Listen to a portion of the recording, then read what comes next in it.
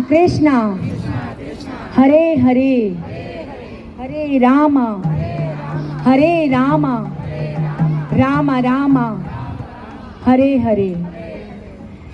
आप सबका बहुत बहुत धन्यवाद कि आपने इतने पेशेंस के साथ ये क्लास सुनी और मुझे पूरा विश्वास है कि आप लोगों को कुछ ना कुछ तो समझ आया होगा।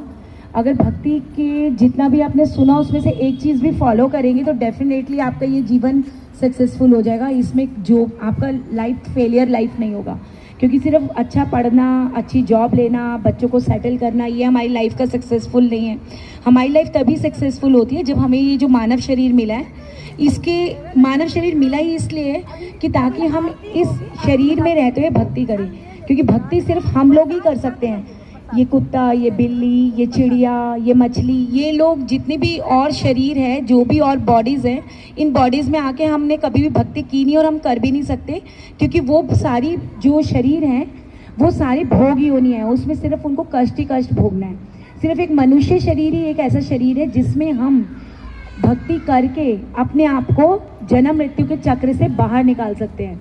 और सिर्फ जन्म मृत्यु के चक्र से ही बाहर नहीं निकलना, हमें भगवत प्राप्ति करना है। हमें अपने उस घर वापस जाना है जहाँ से हमें दोबारा इस धरती पे आके गिरना नहीं होगा, क्योंकि धरती पे जन्म लेना ही सबसे बड़ा कष्ट है।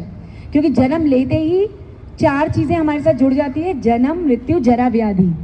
जन्म होगा, बच्चा बड़ा होगा, बीमार होगा, कितनी बार हॉस्पिटल जाएगा, पेरेंट परेशान होंगे, हम लोग सर्जरी करवाएंगे, फिर हम बूढ़े हो जाएंगे। और बूढ़े होने का तो एक्सपीरियंस हम सबको है ही।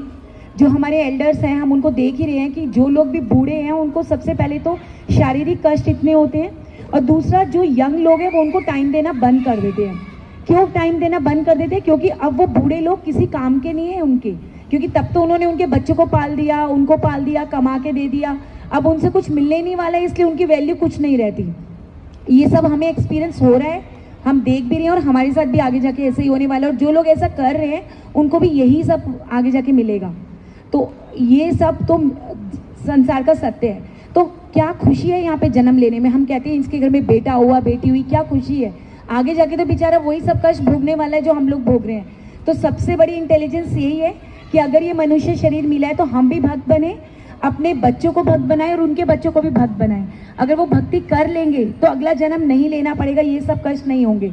और अब जो न्यू जनरेशन आ रही है उनके लिए तो और भी ज़्यादा प्रॉब्लम्स हैं। एक तो वॉर होने वाला है, कब क्या हो जाएगा, बीमारियां एक से एक हो गई। पहले कैंसर किसी एक को सुनते थे, अब घर घर में कैंसर है।